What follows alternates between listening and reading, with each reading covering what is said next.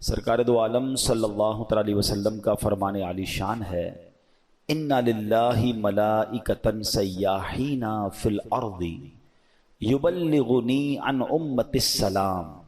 آقا فرماتے ہیں زمین پر کچھ فرشتے گھومتے پھرتے ہیں جو میری امت کا سلام مجھ تک پہنچاتے ہیں، یعنی ان فرشتوں کی ڈیوٹی یہ ہے کہ وہ امتی کا سلام بارگاہ رسالت میں پہنچاتے ہیں۔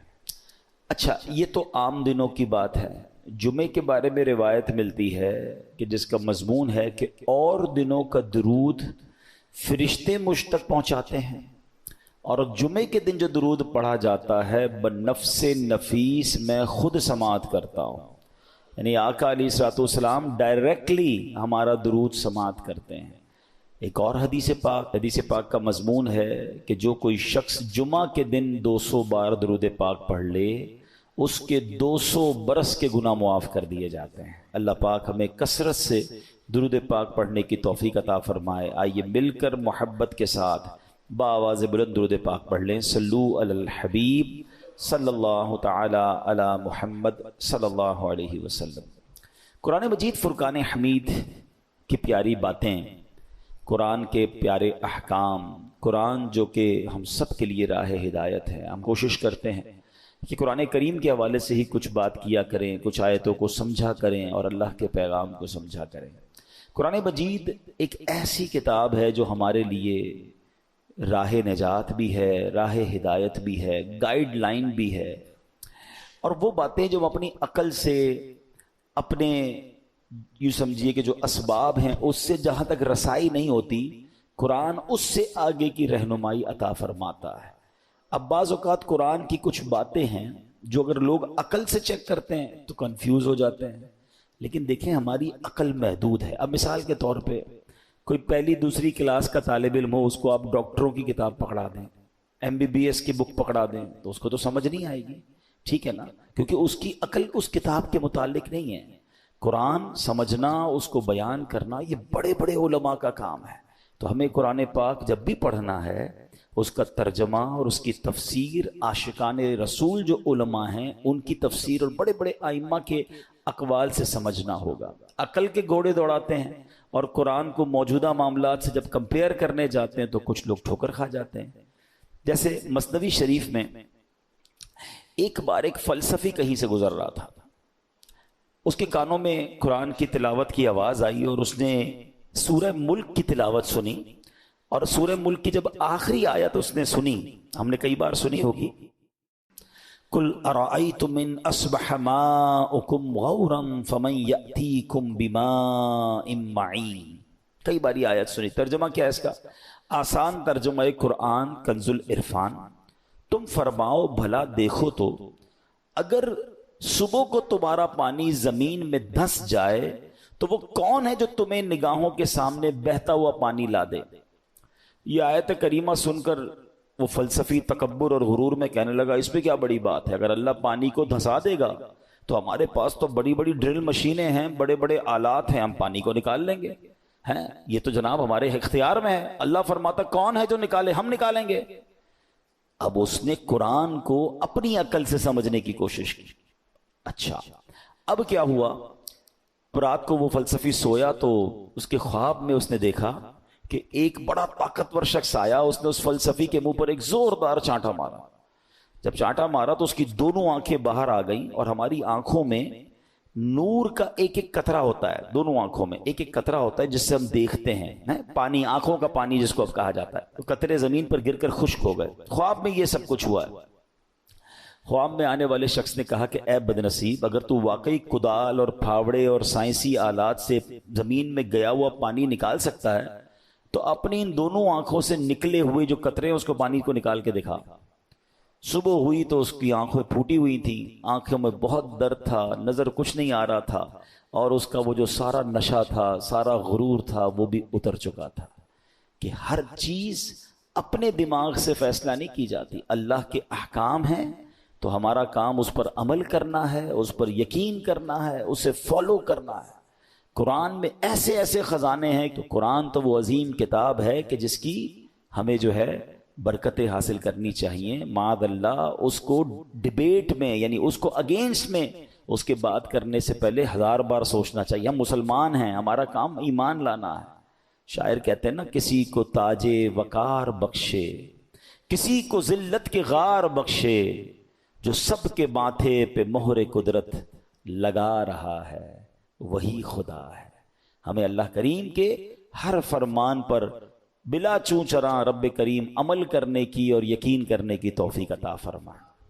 اچھا، اسی طرح قرآن مجید فرقان حمید میں اللہ کریم کی چونکہ اس میں باتیں ہیں، رب عز و جل کا ذکر ہے، اور اس میں ہمیں الحمدللہ اچھے طریقے سے ایمان بھی لانا ہے۔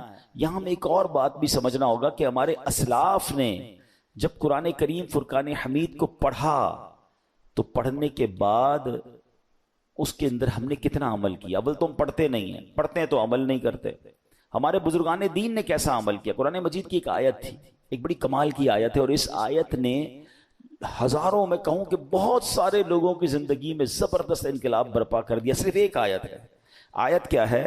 الم یأن للذین آمنوا ان تخشع قلوبہم لذکر اللہ، 27واں پارہ ہے، سورہ حدید ہے، آیت نمبر 16 ہے۔ اس ایک آیت میں اتنا گہرا میسج ہے۔ اس کی میننگ کیا ہے؟ معنی یہ ہے، کیا وقت نہیں آیا ان لوگوں کے لیے جو ایمان لائے کہ جھک جائیں ان کے دل اللہ کی یاد کے لیے؟ یعنی جھنجھوڑا گیا ہے کہ بھی وقت نہیں آیا کہ توبہ کرو اور اللہ کی طرف جھک جاؤ۔ اب دیکھیں، جس کے دل پہ اثر ہونا ہوتا ہے کیسا ہوتا ہے، جو پاکیزہ دل اللہ پاک جن کے دلوں پر قرآن کا اثر ڈالتا ہے کیسا ہوتا ہے، کہ حضرت فضیل بن عیاض رحمت اللہ تعالی علیہ، یہ بہت بڑے اللہ کے ولی گزرے ہیں، مگر شاید بہت کم لوگوں کو پتا ہوگا کہ توبہ سے پہلے یہ بہت بڑے ڈاکو تھے، اور اتنے خطرناک ڈاکو تھے کہ محلے والے، علاقے والے، شہر والے ان سے ڈرا کرتے تھے۔ آپ نے قرآن مجید کی ایک آیت پر عمل کیا۔ ہوا کیا کہ ایک بار آپ قافلے کے ساتھ کہیں جا رہے تھے، قافلے میں ایک شخص جو تھا تلاوت قرآن کر رہا تھا، اور اس نے یہ آیت پڑھ دی۔ آیت کیا ہے؟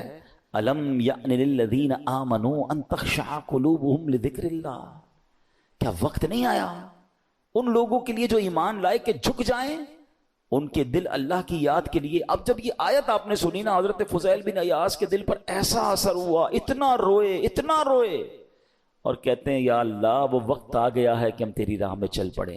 آپ رحمت اللہ تعالی علیہ زاروں کے تار رونے لگے، اس کے تقاضے پورے کیے، لوگوں کا لوٹا ہوا مال واپس کیا، اور اپنے سارے جو ڈاکوؤں کا گروپ تھا کہہ دیا کہ میں نے توبہ کر لی ہے، اب میں اللہ کی نافرمانی نہیں کروں گا۔ ڈاکوؤں کے قافلے والوں نے کہا کہ سردار، اب ڈکیتی میں بھی ہمارے سردار تھے، اب توبہ کر لی تو اس میں بھی آپ ہمارے سردار ہیں۔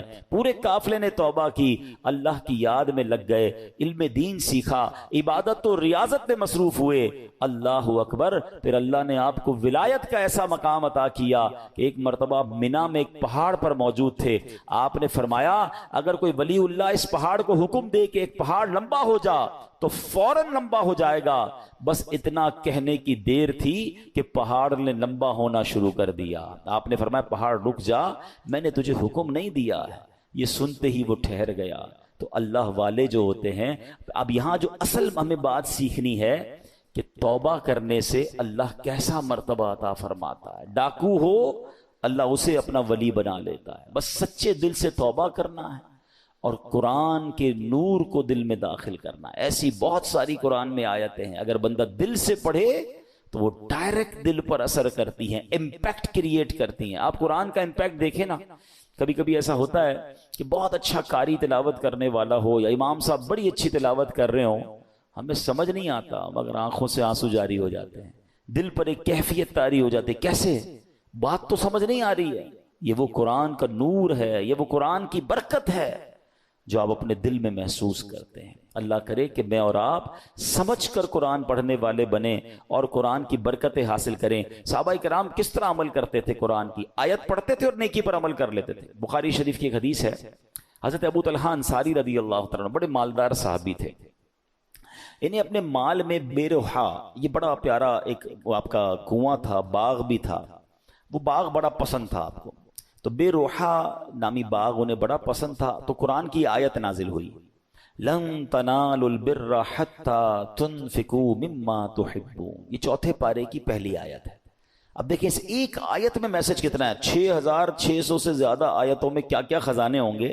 میں نے آپ کو ابھی ایک آیت سنائی جس نے حضرت فضیل بن عیاض کو بدل دیا. ابھی ایک آیت سنائیے، چوتھے پارے کی پہلی آیت. ترجمہ کیا ہے اس کا؟ تم ہرگز بھلائی کو نہیں پا سکو گے جب تک راہ خدا میں اپنی پیاری چیز خرچ نہ کرو. کیا شاندار میسج ہے. اگر بھلائی چاہیے تو اللہ کی راہ میں بیسٹ خرچ کرنا ہے، گھٹیا نہیں. اچھا انہوں نے پڑھی یہ آیت، ابھی نازل ہوئی، ابھی پڑھی، فوراً نبی پاک کی بارگاہ میں حاضر ہوئے، کہتے حضور بے روحہ جو ہے نا باغ مجھے بڑا پسند ہے، اللہ نے فرمایا ہے بھلائی جب ملے گی جب بہترین چیز خرچ کرو گے، حضور میں اپنا یہ پورا باغ ہی راہ خدا میں خرچ کرتا ہوں، صدقہ کرتا ہوں. ادھر آیت پڑھی، ادھر عمل شروع. ہم نہ جانے کتنے بیان سنتے ہیں، کتنی آیتیں پڑھتے ہیں، کتنا قرآن پڑھتے ہیں، عمل کدھر ہے؟ تو یہ وہ لوگ تھے جو قرآن پڑھتے تھے اور فوراً اس پر عمل کرنا شروع کرتے تھے. اور پھر اللہ نے ان کو کیسا مرتبہ عطا فرمایا. اے میرے پیارے اسلامی بھائیوں، قرآن سے محبت کیجئے، قرآن سے دوستی کیجئے. حدیث پاک میں آتا ہے جس کا مضمون ہے وہ دل ویران ہے جس میں کچھ قرآن نہیں ہے. ہم چیک کریں ہمارے سینوں میں کتنا قرآن ہے.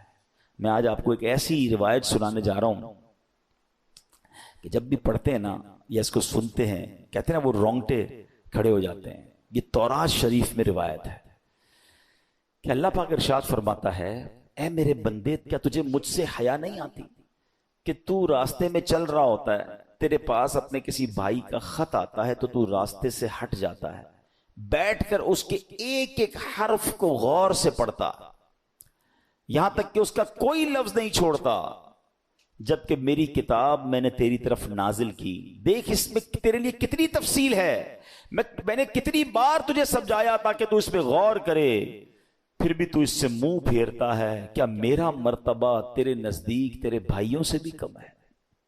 اب آج کے دور میں ذرا سمجھیے گا، ہم کہیں جائے بلکہ نماز پڑھ رہے ہو، ابھی مسجد میں ہمارے موبائل پر میسج آیا، میسج آنے کی ٹیون آئے، بیل بجے، واٹس ایپ آیا ہے، پتہ چل گیا ہے. اب دل میں خیال آنا شروع ہوگا، پتہ نہیں کس کا ہوگا، کیا لکھا ہوگا، کیا پیغام ہوگا. جلدی سے موبائل نکالو، چیک کرو، مس نہ ہو جائے. کال آئی ہے فوراً دیکھیں گے کس کی آئی ہے. غور کیجئے، اللہ فرما رہا ہے کتنی حقیقت بات ہے کہ ہم مسجد میں، نماز میں، سفر میں، ٹریول میں میسج آئے چھوڑتے نہیں.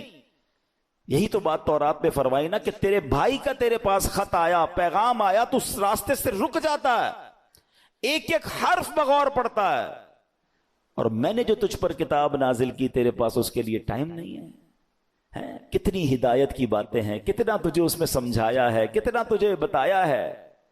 پھر اگلا جملہ جو آخری جملہ ہے نا وہ ہلا دیتا ہے کہ رب فرماتا ہے کہ میرا مرتبہ تیرے نزدیک تیرے بھائیوں سے بھی کم ہے، ہماری فیملی سے بھی کم ہمارے پاس اللہ کا مرتبہ ہو گیا. معاذ اللہ، فیملی کا میسج مس نہیں کرتے، باس کا میسج مس نہیں کرتے، دوستوں کا میسج مس نہیں کرتے، رات کو آدھی رات کو اٹھ کر بھی موبائل چیک کرتے ہیں. قرآن بھی تو میسج ہے نا، اور اللہ کا میسج ہے، راہ نجات ہے، راہ ہدایت ہے، کتنے خزانے ہیں ہمارے لیے. اچھا میں اور آپ واٹس ایپ پڑھیں، ہر واٹس ایپ پڑھنے کا تو ثواب نہیں نا، قرآن جتنا پڑھے ثواب ہے، ہر لفظ پر ثواب ہے. اور برکتیں کیسی ہیں، اللہ اکبر اللہ اکبر. ایک صحابی ہیں حضرت ثابت بن قیس، ان کا گھر جو ہے رات کے وقت ان کا گھر ایسے چمکتا تھا جیسے روشن چراغ چمکتا. اس زمانے میں تو بجلی کا انتظام نہیں تھا، تو لوگوں نے نبی پاک سے تذکرہ کیا کہ حضور ثابت بن قیس کا گھر پورے محلے میں چمکتا رہتا ہے چراغ کی طرح. تو نبی پاک نے پتہ کیا فرمایا، ثابت بن قیس ضرور رات کو سورہ بقرہ کی تلاوت کرتے ہوں گے. صحابہ نے آ کے پوچھا کیا ایسا ہی ہے؟ کہتے ہاں میں روز رات کو سورہ بقرہ کی تلاوت کرتا ہوں. یعنی اب غور کریں کہ قرآن پڑھنے پر ثواب، برکتوں کا نزول، فرشتوں کا نزول ہے، ہدایت الگ مل رہی ہے، گائیڈنس الگ مل رہی ہے. But we have no time to read Quran and have no time to understand Quran. لیکن جو میسیجز آ رہے ہیں، جو ای میلز آ رہی ہیں، جو واٹس ایپ آ رہے ہیں، سب پڑھ رہے ہیں، سب دیکھ رہے ہیں، مس نہ ہو جائے. کتنی بڑی بات ہے کہ اللہ کے پیغام کے لیے وقت نہیں ہے. ہم مسلمان ہیں، ہم کیا یہ جواب دے سکیں گے قیامت کے دن کہ اللہ بڑا بیزی تھا، ٹائم نہیں تھا، بیزی لائف تھی، فیملی لائف تھی؟ نہیں میرے پیارے اسلامی بھائی، اس کو محسوس کیجئے. اب میں ایک اور لاجک کے ذریعے سمجھاتا ہوں، پھر میں قرآن کی اس آیت کی طرف آؤں گا جو آج میرا ٹاپک ہے۔ اللہ کرے کہ قرآن سے محبت کسی طرح بڑھ جائے اور ہم روز قرآن پڑھنے والے بنے۔ آپ میں سے بہت سارے مجھے ایسے چہرے نظر آ رہے ہیں کہ جو بزنس مین بھی ہیں، اپنے اپنے کاروبار میں باس کی حیثیت رکھتے ہیں، یا مینیجر ہیں، یا ایچ او ڈی ہیں۔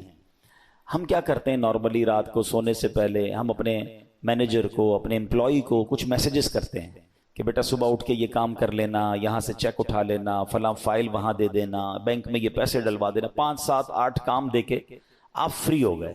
آپ کو پتا ہے اب جب میں اٹھ کر کھانا وانا کھا کے بریک فاسٹ کر کے آفس پہنچوں گا یہ سارے کام ہو گئے ہوں گے، کیونکہ اس کی ڈیوٹی یہی ہے۔ اب ایک دن آپ صبح اٹھے اور آپ نے فون کیا کہ میں نے آپ کو کام دیے تھے وہ سارے ہو گئے، وہ کہے کہ سر وہ آپ کا میسج نہیں سن سکا، مجھے بتائیں آپ کا کیا رپلائی ہوگا؟ اور اگر بڑے اہم کام، بڑے امپورٹنٹ کام آپ نے دیے ہوں اور وہ آپ کو یہ جواب دے دے کہ ٹائم گزر گیا بینک کا، وہ جو فیس جمع کروانے کا ٹائم تھا وہ ختم ہو گیا ہے، آج چالان جمع کرانے کی آخری ڈیٹ تھی وہ ختم ہو گئی، اور بندہ آپ کو جواب یہ دے میں نے سنا ہی نہیں آپ کا پیغام، بتائیں آپ کا کیا جواب ہوگا؟ آپ کتنا ناراض ہوں گے کہ تمہاری ڈیوٹی تھی، تمہاری تو جاب ہی یہی تھی کہ میرا میسج سنتے۔ تمہیں پتہ ہے کتنا نقصان ہو گیا؟ کتنا شاؤٹ کریں گے آپ، کتنا ناراض ہوں گے؟ آپ کا کوئی میسج نہ سنے آپ کو برا لگتا ہے۔ مجھے 40 سال ہو گئے، کسی کو 50 سال ہو گئے، کسی کو 30 سال ہو گئے اس دنیا میں آئے ہوئے، سب کے گھر میں قرآن ہے، سب کے گھر میں اللہ کا میسج آیا ہوا ہے۔ کیا آپ نے پڑھ لیا ہے؟ آپ نے سن لیا ہے؟ آپ نے سمجھ لیا ہے؟ سوچیں اللہ کی بارگاہ میں اگر اللہ ناراض ہو گیا تو ہم کدھر جائیں گے؟ نہ کریں ایسا۔ یا تو ایسا ہوتا نا کسی بھی چیز کا ٹائم نہیں ہے، سب چیزوں کا ٹائم ہے، سوشل میڈیا کا ٹائم ہے، فیملی کے لیے ٹائم ہے، کھانے پینے کا ٹائم ہے، نوکری کا ٹائم ہے، گھومنے پھرنے کا ٹائم ہے، دوستوں میں جانے کا ٹائم ہے، اب تو جم ٹائم نیا آ گیا ہے جناب، جم ٹائم ہے، واکنگ ٹائم ہے، سب ٹائم ہے آپ کے پاس۔ افسوس یہ ہے کہ قرآن ٹائم نہیں ہے۔ سوچئے یہ قرآن سے دوری اچھی نہیں ہے۔ آپ کو پتہ ہے جب میں اور آپ قبر میں جائیں گے نا سارے سافٹ ویئر آف لائن ہو جائیں گے، جتنے سافٹ ویئر ہم کھولتے ہیں نا، قرآن قبر میں بھی آن لائن ہوگا۔ حدیث پاک میں آتا ہے سورہ ملک جو روزانہ رات کو تلاوت کر لے، یہ 30 آیتوں والی سورت وہ ہے جو قبر میں آ کر عذاب سے بچائے گی، مگر اس کا بھی ٹائم 6-7 منٹ لگتے ہیں سورہ ملک پڑھنے میں، لیکن اس کا بھی ٹائم نہیں ہے۔ اچھا اگر میں قرآن نہیں پڑھ رہا، اب آپ اس کا امپیکٹ سوچئے گا، اگر ہم قرآن سے دور ہو گئے تو ہمارے بچوں کا کیا حال ہوگا؟ آہستہ آہستہ یہ نسلیں تو دور ہوتی چلی جائیں گی نا۔ اگر میرے بچے قرآن پڑھنے والے نہیں ہوں گے تو اینڈ آف دا ڈے مجھے ایصال ثواب کیا کریں گے؟ کیا سوشل میڈیا کھول کر ایصال ثواب کریں گے یا قرآن پڑھ کر میری قبر پر آ کر فاتحہ پڑھیں گے ایصال ثواب کریں گے؟ سوچئے، اپنے گھر میں یہ ماحول بنائیے، میں بھی قرآن پڑھوں، میری فیملی بھی قرآن پڑھے، انہیں نظر آئے کہ گھر میں قرآن کی تلاوت ہوتی ہے، پھر قرآن انڈرسٹینڈ کریں۔ اب تو بڑا آسان ہو گیا ہے، اب تو اردو زبان میں ترجمے موجود ہیں، ٹرانسلیشنز ہیں، ماشاءاللہ دعوت اسلامی نے تو قرآن کو اتنا آسان کر دیا ہمارے لیے کہ ترجمہ قرآن اور پھر تفسیر قرآن صراط الجنان، یہ اتنی کمال کی قرآن پاک کی تفسیر ہے، ڈیٹیل تفسیر آسان اردو میں، پھر اس کی اپلیکیشن بھی بنا دی ہے، آپ سرچ بھی کر سکتے ہیں کوئی ٹاپک، کوئی آیت، کوئی موضوع، اور آپ کو اس کے تحت قرآن پاک کی تفسیر مل جائے گی، اپنے موبائل میں ڈاؤن لوڈ کر لیں، فری آف چارج ہے۔ اتنا کچھ کر دیا، پھر تفسیر قرآن صراط الجنان کو آڈیو ریکارڈ بھی کر دیا کہ اگر کوئی بندہ چاہتا ہے کہ میں جناب صرف سنتا جاؤں، میرے پاس ٹائم نہیں ہے پڑھنے کا، نگاہوں کا مسئلہ ہو جاتا ہے، بعض لوگوں کو پڑھنے میں تکلیف ہوتی ہے، تو اب روز کا آدھا گھنٹہ 20 منٹ 15 منٹ تفسیر قرآن سن لے اسی اپلیکیشن سے، آڈیو سن لیں، تو انشاءاللہ آپ انڈرسٹینڈ کریں گے، اور یہ وہ پیغام ہیں جو ہمیں انشاءاللہ بہت کچھ سکھائیں گے۔ تو آج میں قرآن پاک کی ایک ایسی آیت، الحمدللہ ہم یہ بھی کوشش کرتے ہیں کہ جس میں ہم قرآن پاک کی ان آیتوں کا ذکر کریں کہ جس میں اللہ نے براہ راست مومنوں سے بات کی ہے، اے ایمان والو کہہ کر، او یو بلیورز، یا ایھا الذین آمنو۔ یاد رکھیے گا ویسے تو more than 6000 آیات ہیں قرآن میں، مگر 89 آیتیں وہ ہیں جس میں ڈائریکٹلی مجھ سے اور آپ سے اللہ نے بات کی ہے۔ پیارے بھائیوں کم از کم وہ 89 آیتیں تو پڑھ لیں کہ اللہ نے مجھے کہا کیا ہے، حکم کیا دیا ہے، آرڈر کیا دیا ہے۔ اب انہی میں سے ایک آیت آج میں تلاوت کر رہا ہوں، یہ پارہ نمبر 4 ہے، سورہ آل عمران ہے، اور آیت نمبر 200۔ اللہ ارشاد فرماتا ہے، یا ایھا الذین آمنوا اصبروا وصابروا ورابطوا واتقوا اللہ لعلکم تفلحون۔ ترجمہ قرآن، اے ایمان والو صبر کرو اور صبر میں دشمنوں سے آگے رہو اور اسلامی سرحد کی نگہبانی کرو اور اللہ سے ڈرتے رہو اس امید پر کہ تم کامیاب ہو جاؤ۔ اس میں 2-3 بڑے پیارے میسج ہیں۔ اس آیت میں ارشاد فرمایا، اے ایمان والو، نیکیاں کرنے، گناہوں سے بچنے کی مشقت، دنیاوی مصیبتوں اور آفتوں پر صبر کرو، اور جنگ کی سختیوں کے موقع پر صبر کرنے میں کفار پر غالب رہو۔ صبر و استقامت میں ان سے کمتر ثابت نہ ہونا، اور اسلامی سرحد پر اپنے جسموں اور گھوڑوں کو کفار سے جہاد کے لیے تیار رکھو۔ اللہ تعالیٰ کی اطاعت پر کمر بستہ رہو، اور تمام احوال میں اللہ تعالیٰ سے ڈرتے رہو، اور اس امید پر کہ تم جہنم سے نجات پا کر جنت حاصل کرنے میں کامیاب ہو جاؤ۔ اب یہاں میرے پیارے اسلام میں کچھ الفاظ کے ذرا تفصیل سے معنی۔ صبر اور مصابرہ کا معنی، صبر کا معنی ہے نفس کو اس چیز سے روکنا جو شریعت اور عقل کے تقاضوں کے مطابق نہ ہو، اور مصابرہ کا معنی ہے دوسروں کی ایذا رسانیوں پر، کوئی تکلیف پہنچائے تو اس پر صبر کرنا۔ یاد رہے صبر کی 3 قسمیں ہیں۔ نیکیوں میں صبر، جیسے بعض اوقات انسان نیکی کرتا ہے تو اس کو تکلیف ہوتی ہے، مشکل ہو رہی ہوتی ہے، فجر کے لیے اٹھنا ہے، نیکی کی دعوت دے رہا ہے تو کوئی مخالفت کر رہا ہوتا ہے، دین کا کام کر رہا ہوتا ہے تو رکاوٹیں آ رہی ہوتی ہیں، تو نیکی کرنے میں جو تکلیف ہو اس پر صبر کرنا، یہ ایک صبر کی قسم ہے۔ دوسرا، ممنوعات سے بچنے کی مشقت پر صبر، جیسے گناہ کرنے کو جی چاہ رہا ہے، گناہ کرنا آسان ہو گیا ہے، موقع مل رہا ہے، اور انسان اب کوئی روکنے والا بھی نہیں ہے، اب وہ صبر کر رہا ہے، اب وہ اپنے آپ کو روک رہا ہے، مال آگے آ رہا ہے، حرام روزی نظر آ رہی ہے، چانس مل رہا ہے، چوری کرنے کا چانس مل رہا ہے، دھوکہ دینے کا چانس مل رہا ہے، ایک ڈیل آئی ہے جناب جس میں بڑے پیسے ہیں، تھوڑا سا گڑبڑ کرنی ہے، یہ صبر کرنا ہے۔ یہ صبر اللہ کو بڑا پسند ہے، ہاں اس پر صبر کرنا یہ بھی صبر کی قسم ہے۔ اور آپ نے قرآن کی وہ آیت یاد رکھنی ہے کہ ان اللہ مع الصابرین، اللہ صبر کرنے والوں کے ساتھ۔ ہم لوگ بعض اوقات سمجھتے ہیں کہ جو مار پڑتی ہے، جھگڑا ہوتا ہے، بیماری ہو جاتی ہے، اسی پر صبر، یقیناً یہ بھی صبر کی ایک قسم ہے۔ تیسری قسم بھی یہی ہے کہ دنیا کی مصیبتوں اور آفتوں پر صبر کرنا، لیکن جو پہلی 2 قسمیں ہیں نا، یہ بھی صبر ہی ہے، اور بڑا کمال کا صبر ہے کہ نیکی کرنے میں مشکل ہو رہی ہے، بندہ صبر کر رہا ہے مگر نیکی کیے جا رہا ہے۔ بعض اوقات روزہ رکھتے ہیں، تکلیف ہوتی ہے، مشقت والا کام بھی ہے، پھر بھی روزہ رکھ رہے رمضان کا، صبر کر رہے ہیں نا، یہ بھی صبر کرنے والا ہے۔ گناہ کا موقع مل رہا ہے، گناہ نہیں کر رہا، رک رہا ہے، یہ بھی صبر کرنے والا ہے۔ تکلیف آ گئی، آفت آ گئی، مصیبت آ گئی، اللہ کی رضا پر راضی ہے، صبر کر رہا ہے، یہ بھی صبر کرنے والا ہے۔ اچھا، اب اس میں ورابطو، قرآن میں ایک اور لفظ ذکر ہوا اس آیت میں، اس لفظ کے مفہوم پر مفسرین نے کافی تفصیلی کلام کیا، جس کا خلاصہ یہ ہے کہ لفظ ورابطو کے 2 معنی ہو سکتے ہیں۔ سرحد پر اپنے جسموں اور گھوڑوں کو کفار سے جہاد کے لیے تیار رکھو۔ نمبر 2، اللہ تعالیٰ کی اطاعت پر کمر بستہ رہو۔ تو جو لوگ سرحدوں کی، اسلامی سرحدوں کی حفاظت کرتے ہیں، اپنی جان جوکھوں میں ڈالتے ہیں، شہید ہو جاتے ہیں، اپنا سب کچھ لٹا دیتے ہیں، ان کے بڑے مرتبے قرآن میں بیان ہوئے، اور اس کی تو بڑی فضیلتیں ہیں۔ سبحان اللہ، یاد رکھیے کہ اسلامی ملک کی بقا، مسلمانوں کی حفاظت، دین کی سربلندی، اسلام کی قوت کا اظہار، لوگوں کے حقوق کا تحفظ، پیغام الہی کے لیے تبلیغ، کفر کی راہ میں رکاوٹ اور اس کی روک تھام میں اسلامی ملک کی سرحدوں کی حفاظت کا بہت عمل دخل ہے۔ حضرت سہل بن سعد ساعدی رضی اللہ تعالیٰ عنہ فرماتے ہیں کہ سرکار دو عالم علیہ الصلوۃ والسلام نے ارشاد فرمایا، راہ خدا میں ایک دن سرحد کی نگہبانی کرنا دنیا و ما فیہا سے بہتر ہے۔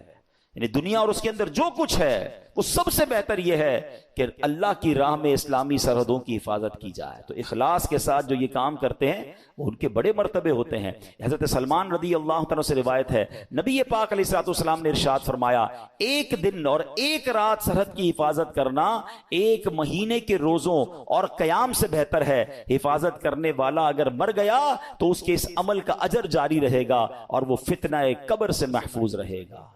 تو یہ نصیب والوں کا حصہ ہوتا ہے۔ ٹھیک ہے، اب ہم نے 2 باتیں اس آیت سے سیکھی کہ ایک صبر کرنا ہے، مصیبت آئے تو صبر کرنا ہے، نیکیاں مشکل لگ رہی ہیں پھر بھی نیکیاں کرنی ہے، فرض پورا کرنا ہے، صبر کرنا ہے، اور اسی طرح گناہ کرنے کا موقع مل رہا ہے، چانس مل رہا ہے، بڑھ کر گناہ آ رہا ہے، اپنے آپ کو روکنا ہے، صبر کرنا، یہ سب صبر میں شامل ہے۔ اور پھر ہم نے اسلامی سرحدوں کی حفاظت کے بارے میں سنا۔ اسی طرح میرے پیارے اسلامی بھائیوں، نبی پاک نے ایک بار صحابہ کرام سے فرمایا، تمہیں ایسی چیز نہ بتا دوں جس کے سبب اللہ تعالیٰ خطائیں مٹا دے اور درجات بلند کرے؟ عرض کی حضور ضرور بتائیے۔ ارشاد فرمایا جس وقت وضو ناگوار ہوتا ہے اس وقت وضو کامل کرنا اور مسجدوں کی طرف قدموں کی کثرت اور ایک نماز کے بعد دوسری نماز کا انتظار، اس کا ثواب ایسا ہے جیسا کفار کی سرحد پر حمایت بلاد اسلام کے لیے گھوڑا باندھنے کا ہے۔ یعنی کچھ لوگوں کو تو جہاد کا موقع ملتا ہے، اللہ ان کو سلامتی عطا فرمائے، مگر عام مسلمان جیسے ابھی کوئی اگر اسلامی سرحدوں پر ہمارے ملک میں کوئی ایسا معاملہ نہیں اور ہم نہیں جا پا رہے، تو یہ کتنی پیاری حدیث ہے کہ ایک نماز سے دوسری نماز کا انتظار کرنا، جب وضو مشکل ہو اس وقت وضو کرنا، سردیوں میں بعض اوقات وضو مشکل ہو جاتا ہے، مسجدوں کی طرف قدم رکھ چلنا، تو آقا فرماتے ہیں اس کا ثواب ایسا ہے کہ کفار کی سرحد پر حمایت بلاد اسلام کے لیے گھوڑا باندھنے کا۔ تو اے میرے پیارے اسلامی بھائیوں، قرآن پاک کی آیتوں میں ہم سب کے لیے بہت سارے میسج ہیں۔ آج بڑا مسئلہ یہ ہے کہ ہمارے اندر سے صبر ختم ہوتا جا رہا ہے، آج بے صبری کا دور ہے، چھوٹی سی مشکل آ جائے، چھوٹی سی پریشانی آ جائے، ہم شکوہ کرتے ہیں، ہم شکایت کرتے ہیں۔ یاد رکھیے سب کو بتا کر صبر نہیں ہوتا ہے، بعض اوقات ہمارے ساتھ کوئی پرابلم ہو پورے محلے کو بتایا، ارے بھائی بڑا مسئلہ ہے، کاروبار ڈاؤن ہو گیا ہے، طبیعت بالکل ٹھیک نہیں ہے، فلاں نقصان ہو گیا ہے، سب کو بتا کر آخر میں کہتے ہیں جناب میں تو صبر ہی کر رہا ہوں۔ یہ صبر نہیں ہے، صبر پتہ ہے کس کو کہتے ہیں؟ میں جانوں میرا رب جانے۔ ہاں کسی کو پتہ نہ چلے۔ ہم ایک جملہ بڑا شوق سے کہہ رہے ہوتے ہیں، کافی لوگوں کے منہ پر یہ جملہ ایک محاورے کے طور پر آ گیا ہے کہ اللہ پاک آپ کو صبر جمیل عطا فرمائے، صبر جمیل پر اجر عظیم عطا فرمائے۔ ان کو کبھی روک کے پوچھے حضرت صبر جمیل کہتے کس کو ہیں؟ تو ہمیں شاید یہ نہیں پتا ہے، ہم شاید کسی جمیل بھائی کا صبر سمجھ رہے ہیں۔ یہ جمیل بھائی کا صبر نہیں ہے، صبر جمیل کی ڈیفینیشن لکھی ہے کتابوں میں۔ صبر جمیل یہ ہے کہ دو بندے ہوں، ایک پریشان ہے اور ایک بالکل خوشحال ہے، آپ کو دونوں کو دیکھ کر پتہ نہ چلے کہ پریشان کون ہے، میرا چہرہ بھی نہ بتائے۔ اچھا ہم زبان سے نہیں بتاتے، چہرے سے پتہ چل جاتا ہے، بھائی خیر تو ہے آج آپ کی طبیعت، آپ کا منہ اترا ہوا ہے، تو ہاں بس یار وہ فلاں مسئلہ ہو گیا فلاں، نہیں کسی کو پتہ ہی نہ چلے۔ صبر یہ جو جس صبر کو سبحان اللہ جس کی برکتیں ہیں نا، پھر دیکھیں غیب سے کیسے مدد آتی ہے۔ وہ نعت کا شعر سنا ہوگا نا، کسی کا احسان کیوں اٹھائیں، کسی کو حالات کیوں بتائیں، تم ہی سے مانگیں گے تم ہی دو گے، تمہارے در سے ہی لو لگی۔ ہم اچھا مجھے ایک بات بتائیں، میں اپنی بیماری کسی کو بتا دوں کیا وہ علاج کر دے گا؟ میرا نقصان ہو گیا کاروبار میں، اس کو بتاؤں گا کیا پیسے دے دے گا؟ ملنا کچھ نہیں ہے، صبر کا ثواب جا رہا ہے۔ تو اللہ کرے کہ یہ بات سمجھ آ جائے کہ ہم پراپر صبر کرنے والے بنے ہیں۔ بات بڑی گہری لیکن عقل مند لوگ پک کر لیں گے۔ حضرت رابعہ بصریہ رضی اللہ تعالیٰ عنہ نے، بڑی ولیہ تھیں، بڑی کمال کی خاتون تھی، ان کے قریب سے ایک شخص گزرا، اس کے سر پر پٹی بندھی ہوئی تھی۔ تو حضرت رابعہ بصریہ نے پوچھا کیوں پٹی باندھی ہے؟ کہتے ہیں سر میں درد ہے، بیمار ہوں اس لیے پٹی باندھی ہے۔ آپ نے پتہ کیا کہا؟ کیا کبھی صحت کی پٹی بھی باندھی تھی؟ اب یہ بات بڑی گہری ہے، یعنی ان کا کہنا یہ تھا کہ رب نے تمہیں اتنے دن تک صحت مند رکھا، کسی کو نہیں بتایا، آج تھوڑے دن کے لیے بیماری ہوئی تو پٹی باندھ کے سب کو بتا رہے ہو کہ اللہ نے بیمار کیا ہے۔ یہ بات سمجھنی ہے کہ ہماری پرابلم ہماری ہے، میرا رب اگر رب راضی ہے میری پرابلم پر تو میں بھی راضی ہوں نا۔ کیونکہ آپ حدیثیں تو پڑھیں کہ نبی پاک علیہ الصلوۃ والسلام کی حدیث پاک ہے جس کا مضمون ہے کہ اللہ پاک جس بندے سے محبت کا ارادہ فرماتا اس پر آزمائشوں کی بارش بھیج دیتا ہے۔ اب بڑی اہم بات ہے کہ محبت بھی ہو رہی ہے اور آزمائشیں بھی آ رہی ہیں۔ حدیث کا اگلا حصہ اس کو کلیریفائی کرتا ہے کہ حدیث پاک کا مضمون ہے کہ رب کی رضا یہ ہے کہ میرے بندے سے دنیا میں جو خطائیں ہو گئی ہیں میں آزمائشیں بھیجوں، یہ صبر کرے، اس کے گناہ معاف ہو جائیں، اب میرے پاس آئے تو گناہوں سے پاک ہو کر آئے، میں اسے اپنی جنت میں داخل کر دوں۔ تو آزمائشیں تو میرے گناہ معاف کروانے آئی تھیں، اور ہم ہیں کہ ان آزمائشوں پر واویلا مچا رہے ہیں، لوگوں کو بتا رہے ہیں، شکوے کر رہے ہیں، بعض اوقات تو زبان سے جملے ایسے کہہ دیتے ہیں جو اللہ کی بارگاہ میں ناراضی کا سبب بنتے ہیں۔ نہیں میرے پیارے اسلامی بھائی، ہمیں یہ غور کرنا چاہیے کہ جس رب نے ساری زندگی چھاؤں میں رکھا ہے، اگر کچھ دن دھوپ کے آئے ہیں تو صبر سے گزارنا ہے، یہ امتحان ہے۔ قرآن میں رب نے فرمایا نا، وہی بات والی بات ہے، قرآن پڑھے نا، اللہ فرماتا ہے وَلَنَبْلُوَنَّكُمْ بِشَيْءٍ مِّنَ الْخَوْفِ وَالْجُوعِ وَالنَّقْصٍ مِّنَ الْأَمْوَالِ وَالْأَنفُسِ وَالثَّمَرَاتِ وَبَشِّرِ الصَّابِرِينَ۔ اللہ نے تو لسٹ بھی دے دی ہے، ہم ان قریب تمہیں آزمائیں گے، بھوک سے مال کم ہو جائیں گے، بیمار ہو جاؤ گے، خوف آ جائے گا، پرابلمز آئیں گی، مگر آگے کیا فرمایا؟ وَبَشِّرِ الصَّابِرِينَ، خوشخبری ہے صبر والوں کے لیے۔ الذین اذا اصابتهم مصیبہ، جب وہ مصیبت میں گرفتار ہو جاتے ہیں، قالوا انا للہ وانا الیہ راجعون، کہتے ہیں ہم اللہ ہی کا مال ہے، اللہ ہی کی طرف لوٹ کر جانا ہے۔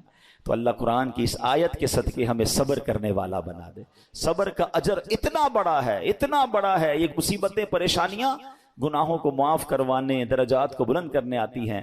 اللہ صبر کی دولت نصیب فرمائے، آمین بجاہ النبی الامین صلی اللہ علیہ وسلم۔